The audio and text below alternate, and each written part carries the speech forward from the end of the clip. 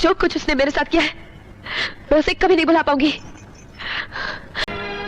सपना, मैं जानता था तुम जरूर आओगी।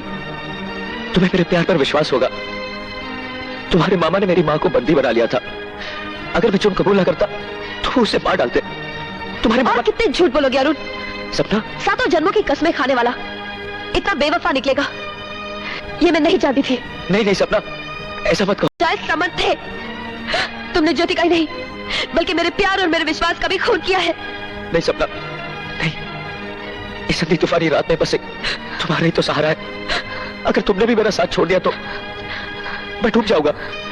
मेरा विश्वास मत छुओ मुझे। इन्हीं हाथों से तुमने ज्योति का भी खून किया है। तुम्हें तो फांसी हो जानी चाहिए। फांसी से भी बढ़कर कोई सजा हो तो वो मिलनी चाहिए।